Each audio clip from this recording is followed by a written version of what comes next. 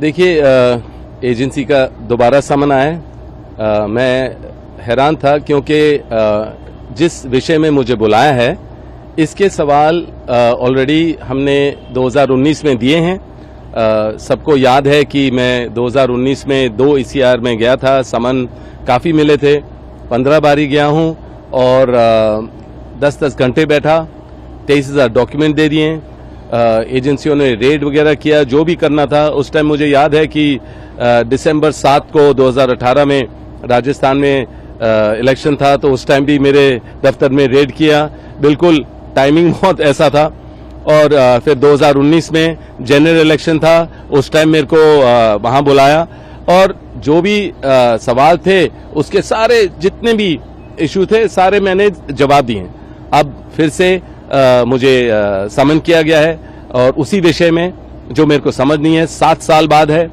क्योंकि वैसे तो मैं क्योंकि अभी इंटेरोगेशन या चल रही है, जो समन है उसके बारे में ज्यादा तो मैं विशेष टिप्पणी नहीं दे पाऊंगा, पर अंदरूनी बात है तो मैं यही कहूंगा कि जो भी सवाल पूछ रहे हैं ये इसके जवाब पहले मैंने 2019 में दे दिए हैं। जो चाहे अगर एजेंसी के लोगों ने, जो भी आईओ ऑफिसर है, अगर उन्होंने मना भी किया कि हमने ये सवाल नहीं पूछे, तो मैंने अपनी स्टेटमेंट 2019 की निकलवाई और उनके सामने मैंने दिखाया कि यही सवाल जो भी ये विषय में आपने बुलाया इसके सवाल ऑलरेडी हो चुके हैं। तो वो खुद हैरान थे।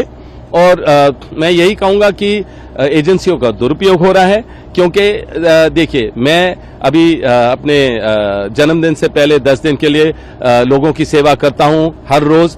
वैसे तो हमेशा करता हूं, पर 10 दिन लगातार करता हूं। अभी वो सारा रुक गया है क्योंकि मैंने अंधे बच्चों के साथ, विकलांग बच्चों के साथ, बुजुर्गों के साथ मैंने प्लान किया था काफी चीजें, अभी वो रुक गई हैं।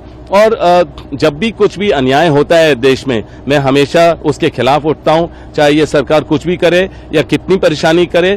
तो मुझे हमेशा लगा है कि जब मैं लोगों की आवाज बुलंद करता हूं, जो अन्याय हो रहा है उसके बारे में जिक्र करता हूं, या खुद अगर मेरी कोई भी इच्छा होती है या लोगों की इच्छा होती है कि मैं सक्रिय राजनीति में आऊं, तो उस समय भी एजेंसियों का दुरुपयोग होगा, हमें परेशान किया जाएगा।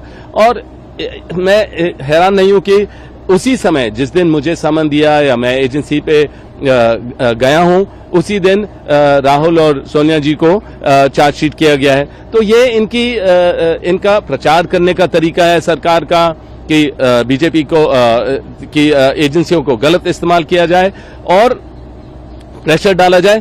पर हमें इससे हम और मजबूत होते हैं। मुझे पता है हमारी जो सोच है और मजबूत होती है, हमारे परिवार के रिश्ते बहुत मजबूत होते हैं और हमें झेलने की क्षमता है और लड़ते रहेंगे, सच्चाई के लिए लड़ते रहेंगे।